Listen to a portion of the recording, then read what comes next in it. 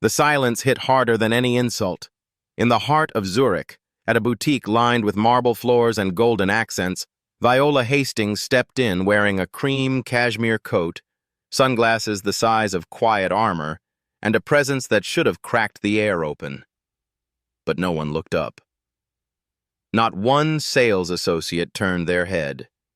In a place where greetings flowed like champagne, where white-gloved service was a promise stitched into the brand, not a single good afternoon greeted her.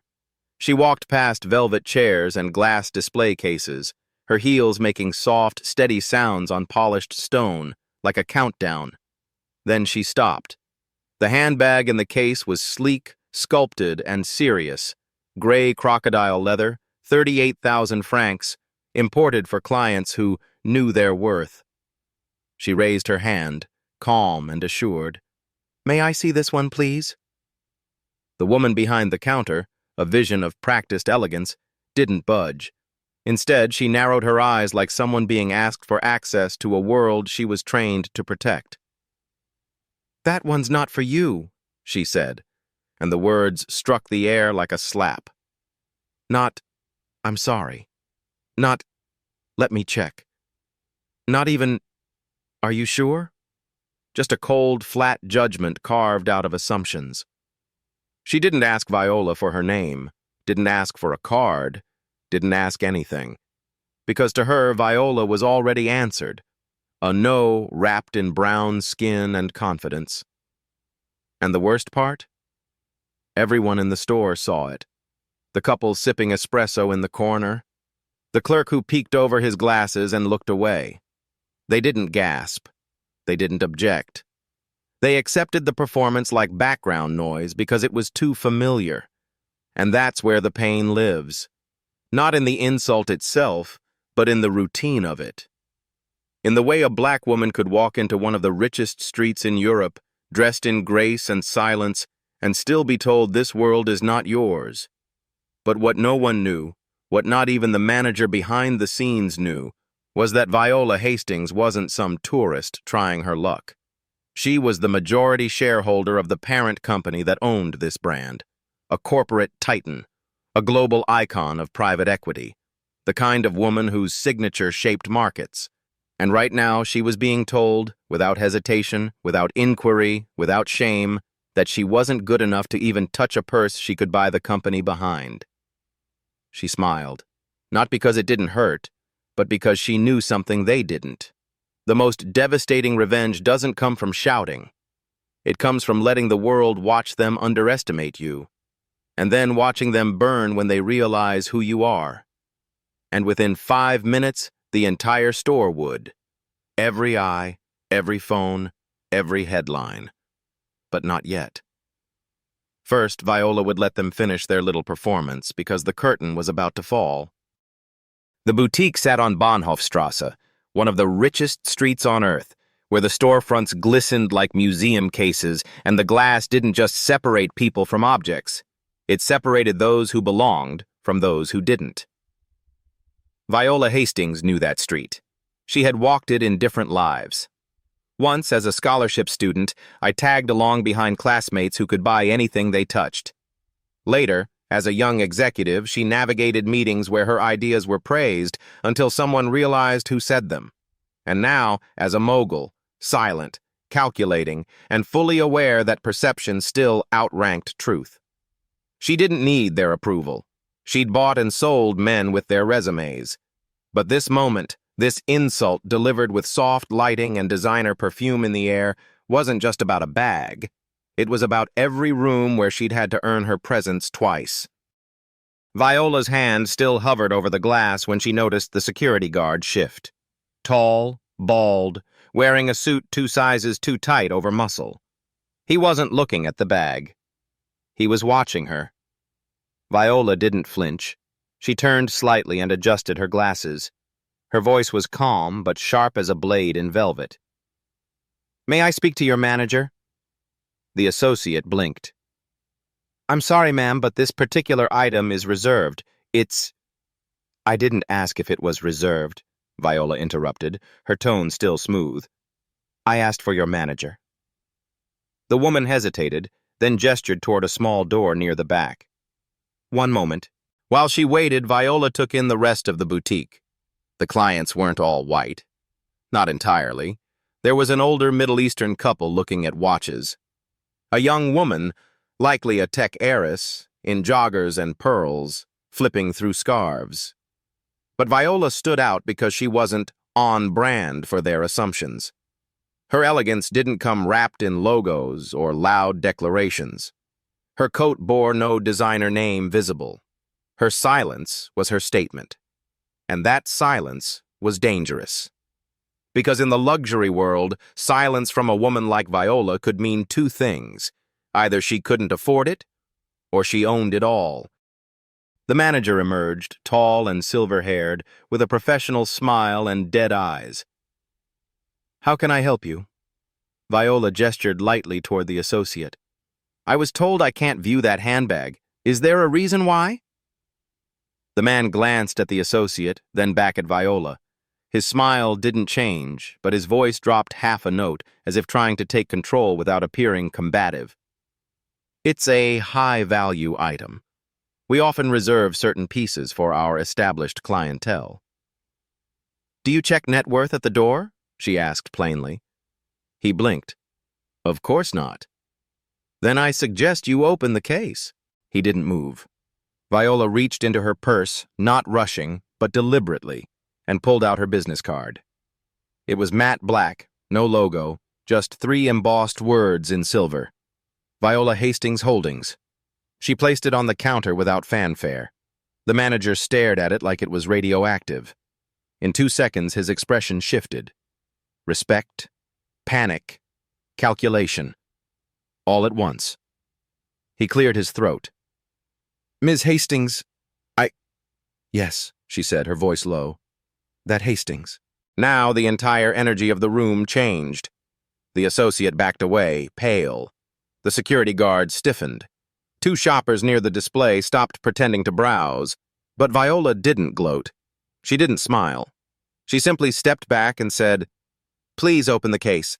I'd like to examine the stitching." When the bag was finally set before her, the crocodile leather gleamed under the lights. Viola didn't pick it up. She ran one finger along the seam, checking the craftsmanship. She knew exactly how many hours went into this design. Her company had funded the factory upgrade. She'd reviewed the material sourcing ethics for the supplier in Spain. She was more familiar with the DNA of this brand than anyone in that store. But none of them had asked, because they thought they already had the answer. "Would you like to try it on your arm?" the manager offered, his voice now eager. "No," Viola said flatly. "It doesn't suit me anymore." The words cut deeper than a returned credit card. She pushed the bag gently forward and turned to leave. But as she neared the door, something stopped her. The humiliation wasn't just personal, it was systemic. And walking away quietly while satisfying wouldn't teach them anything. Not the saleswoman, not the security guard, not the customers watching from the corners. So she paused at the exit, turned back, and said loud enough for every corner of the boutique to hear, "When your policies look like judgment and your smiles are selective, it's not luxury, it's just expensive prejudice. Fix it." And with that, she walked into the daylight, her shadow stretching behind her like a signature no one could forge. What no one in that store realized, not yet, was that the incident had already been live-streamed. A teenage girl outside had recognized Viola through the glass, pulled out her phone, and captured the entire exchange. It hit the internet within the hour. Luxury store shames black woman, then finds out who she is. The clip racked up 2 million views by midnight. Comment sections exploded with rage. Influencers reposted it with hashtags, #BlackLuxury, #PowerInSilence, #RethinkElegance. Journalists called it a masterclass in dignity under fire. Back at corporate headquarters, executives scrambled. Emails flew, statements were drafted, apologies rehearsed. But Viola?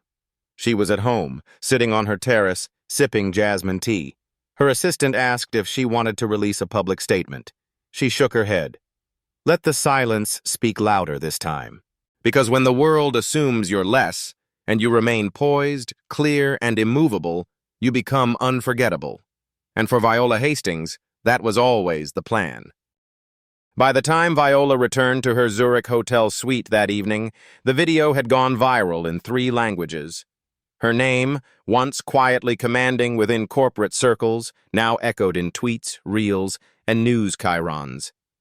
But it wasn't the fame that mattered. It was the message, the quiet thunder of a woman who didn't raise her voice, yet made the world listen. Across the city, inside the headquarters of the luxury house's parent company, emergency meetings were underway. The CEO of Maison Durelle, the label behind the boutique, paced in front of a long oak table surrounded by executives, lawyers, and branding consultants. "We cannot afford a scandal," he barked. "Especially not this kind. She is a major shareholder. She sits on the board. And no one in that boutique knew who she was?" The legal advisor, sweat beading down his forehead, cleared his throat. To be fair, she didn't announce herself. "Because she didn't have to," snapped the PR director. "Do you know what the top trending search term is right now? Black woman denied luxury bag by her own brand. This is beyond reputation damage. This is systemic." The next morning, a letter appeared online, one written by Viola's legal team, addressed to Maison Durelle's shareholders and made public by design. It was factual, eloquent, and utterly devastating. It laid out not just her personal experience, but cited 6 previous complaints submitted anonymously by women of color who had been profiled or denied service at the company's global boutiques. The letter ended with a direct request. "As a shareholder and steward of this brand, I am calling for immediate training reforms, accountability procedures, and executive oversight into frontline bias." The internet exploded again. Luxury review YouTubers made reaction videos. Morning shows ran discussion panels. Major fashion magazines shifted from fall collection coverage to headlines like "When Grace Meets Grit," "Viola Hastings," and "The Luxury Reckoning." Celebrities began commenting in support, quietly at first, then loudly. Serena Williams reposted the clip. Ava DuVernay tweeted, "This is why representation in power matters." Viola didn't cancel. She corrected. Just 48 hours after the incident, the board of Maison Durelle met in Paris. Viola flew in unannounced, walking into the wood-paneled room wearing the same cream cashmere coat she'd worn at the boutique. She took her seat at the polished table, calm and unreadable. The chairman cleared his throat. "Ms. Hastings, before we begin, we want to—" She raised a hand. "Spare me the apology. Let's focus on resolution." And then she outlined her motion: a complete overhaul of boutique training programs, mandatory anti-bias education for all frontline staff, inclusion of cultural equity and performance metrics, and quarterly accountability audits led by third-party agencies. The room was silent. One board member, older and French, frowned. "You are suggesting we publicly admit fault?" Viola didn't blink. "I'm suggesting we lead, or we fall behind. The market rewards authenticity now, not silence," he pressed. "But this could affect stock prices." Viola smiled faintly. "Not if we own the narrative. Not if we turn a mistake into a masterclass. And if you're concerned about numbers, ask yourself what happens when Gen Z finds out your timeless elegance doesn't include them." 2 weeks later, the boutique in Zurich reopened after a private review period. The staff had changed. The signage was updated. But most notably, the same handbag that had once been "not for her" was now displayed in a case with a plaque beneath it. "Hastings Edition. Commissioned in honor of equity, courage, and legacy." The plaque didn't mention the incident. It didn't have to. Tourists took selfies beside it. Fashion bloggers wrote about it. And the saleswoman who once smiled with judgment was no longer employed. A new associate stood in her place, trained under the new model. The tone had shifted, and it wasn't performative. It was permanent. Across social media, the brand's reputation surged, not because they covered it up, but because they faced it. Viola didn't give a single interview. She didn't write an op-ed. Her silence again said everything. But the final twist? That same week, the company announced a new board chair. The Frenchman had stepped down. Viola Hastings was named as his successor. Not for revenge, not for applause. But when the system forces you to prove you belong, sometimes the best answer is to own the building. For most people, an insult is just a moment. For Viola Hastings, it was a mirror, one she intended to hold up to the entire industry. 3 days after being dismissed in that boutique with the cold, clipped line, "That one's not for you," Viola sat in the private lounge of her Zurich hotel, scrolling through the brand's quarterly report. Not the public one, the internal one. Because as the brand's largest silent investor and strategic equity partner, she had full access, including the executive board's contact info, the CEO's calendar, and yes, a quiet clause tucked into their bylaws giving her the right to request an emergency vote on executive conduct and brand direction. But she didn't act from anger, she acted from clarity. The boutique hadn't just insulted her. It had betrayed its own promise: luxury without prejudice, exclusivity without exclusion. She drafted a single email, polite, crisp, unmistakable. Due to a concerning customer experience that may affect brand equity and global reputation, I request a closed session review regarding frontline service alignment with brand values. Kindly confirm attendance within 24 hours. Within 10 minutes, the CEO himself called her personal line. His voice was breathless. "Miss Hastings, we deeply regret—" She cut in, calm but sharp. "Let's discuss it with your board." He fell silent. She didn't fill the gap. The meeting took place via video call 48 hours later. 5 senior executives on screen in sleek suits, all of them pale and tight-jawed, trying not to fidget as Viola, in a silk blouse and no makeup, stared them down from her Manhattan home office. They asked her what happened. She didn't raise her voice. She simply played the boutique's security footage, which she'd obtained using her legal right as majority shareholder. It showed her entering, waiting, being ignored, then pointing at the bag, then that smug smile, then the sentence. She paused the frame there. "Gentlemen," she said, "you've marketed this bag as a symbol of aspiration, elegance, and power, but you've trained your staff to decide who gets to aspire and who doesn't." One executive tried to blame an isolated employee. Another mentioned cultural miscommunication. Viola let them talk. Then she showed them the numbers. According to internal audits she quietly commissioned, over 62% of customer complaints across their flagship stores involved implicit racial bias, being followed, questioned, or denied service. "And here's what's worse," she said, tapping the screen. "You've buried the data. You knew." There was a silence on the call so thick you could hear the brand crumbling beneath them. She leaned forward. "I don't need your apology. I need a course correction, publicly, visibly, now." They didn't argue. The board approved her demands within the hour. Her terms, they included a brand-wide training overhaul on unconscious bias and inclusive luxury. An official brand apology, not to her, but to every customer ever turned away for not looking the part, and a new product launch under a new name, the Hastings Edition. Not a marketing stunt, a statement. The bag that had been denied to her would now carry her name, sold globally, with a portion of each sale donated to entrepreneurship programs for underrepresented young women in fashion and business. And the saleswoman? Viola didn't fire her. She requested that the boutique move her to a lower-volume store with mentorship under a diversity officer. Not because she deserved grace, but because someone had to teach her what the brand had failed to. The twist wasn't that Viola showed them. It's that she transformed a moment of insult into a movement of reform. And she did it without screaming, suing, or slamming doors.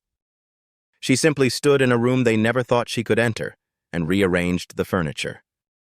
There's a certain silence that follows humiliation. It's not loud. It doesn't scream. It lingers in your throat. It follows you out the door. And for so many women who look like Viola Hastings, that silence has echoed across boardrooms, boutiques, classrooms, and crosswalks for generations. But what happens when silence doesn't break you, but sharpens you? Viola never shared her story for sympathy.